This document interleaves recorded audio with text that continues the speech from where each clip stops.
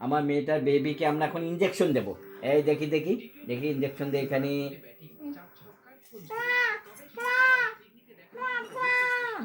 এবার আরেকটা ইনজেকশন বাকি আছে। আর কি বাবা সত্যি দিচ্ছি, এখানে একটা বাকি আছে। এখানে হাতটা সরাই, এইখানে একটা দিতে হবে। এই